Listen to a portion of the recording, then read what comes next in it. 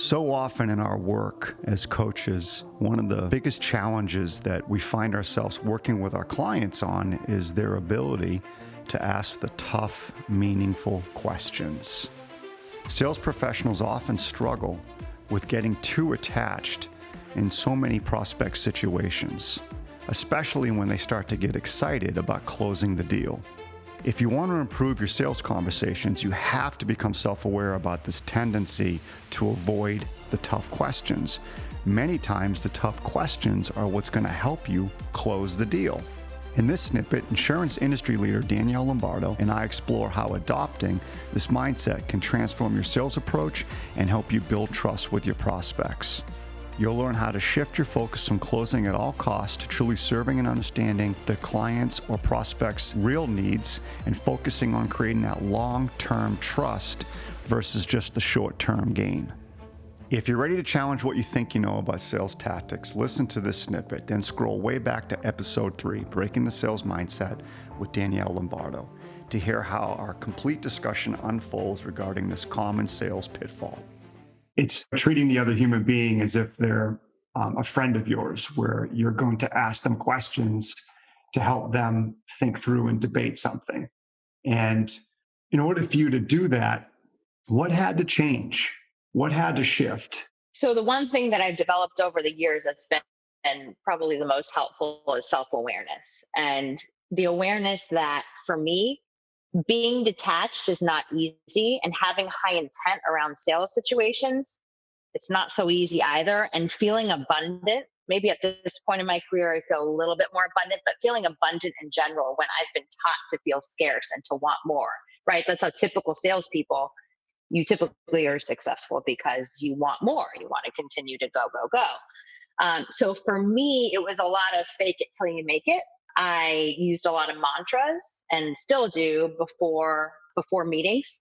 So the mantras would include things like act as a third-party consultant. So I act as a completely third-party consultant that's not looking to get paid by any sale when I'm in the meeting. Put yourself in their shoes. So there were some mantras around what I wanted my mindset to be within those meetings. And it took some time, right? It's all about repetition and habit and driving that habit to change your behavior and your thinking. And for me, it took some time, probably 6 months to a year, if not longer, to get into that habit of actually feeling that way. And I still catch myself to this day in certain situations, not necessarily having low intent, but getting really excited over a deal and the prospect of closing it and just wanting to get to that end versus talking the potential client through the various aspects of why they're looking to make a change and how we can help. You mentioned low intent. Can you describe what that is to our listeners? As it relates to what we're talking about today, low intent means you're coming into a prospect or a potential client situation where your goal is to close the business. And so as they're talking, you're not really listening. You're thinking about the next sort of sales phrase or term you can throw their way to get them to come your way. And it's all about sort of manipulation versus getting the potential client to understand the best course of action for them. So it's focusing on what we want versus, like you said, high intent, focusing on what's best for whoever you're sitting across from.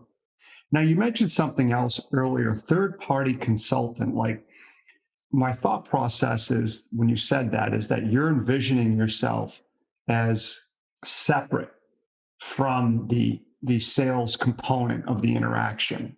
Can you explain that, like, a little bit more, how that works and what that is for you when you go into a meeting, and what that would look or sound like to our listeners? So one thing that I bring up often that absolutely shocks potential clients is I ask them the question of, have you tried to fix this with your current provider? And if you haven't, let's think through how that might look. So I'm essentially talking them out of doing business with me before we even start, because what could happen, what likely will happen at the end of the day is that change is hard.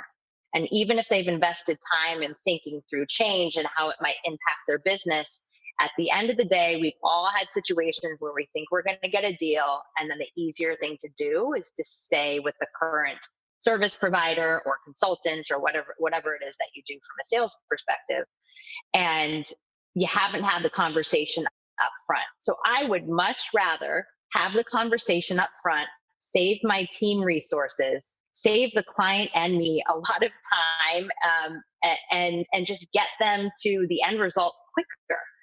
I need to understand every possible avenue that the deal could go wrong up front before investing not only my time, but my team's time and resources. Because when I look at servicing my existing book of business, it's more important to me that my teams are free to work their hardest for our clients versus running around trying to win business that will never be won. Yeah, my gut is for a listener, they're thinking to themselves, oh, I love that question, but I don't know if I can ask that.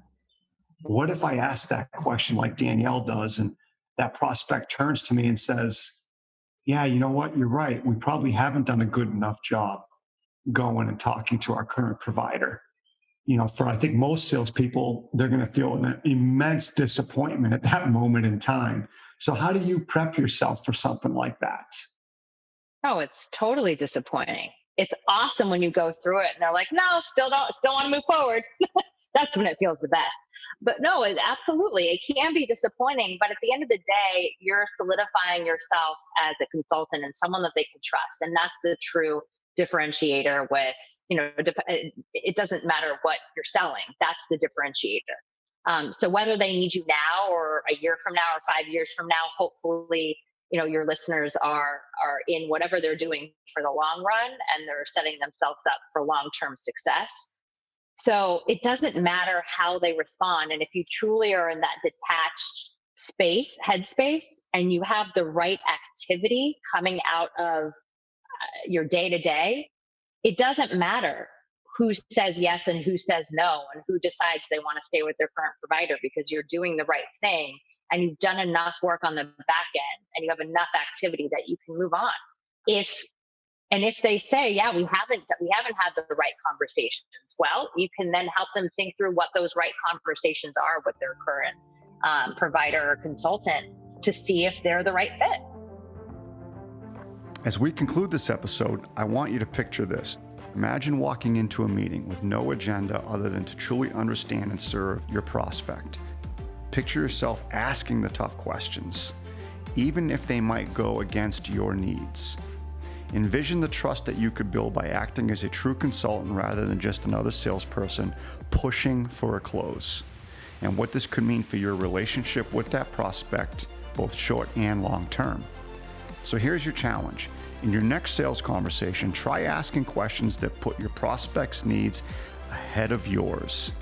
It might feel risky, but it has the potential to change the course of the relationship and the conversation.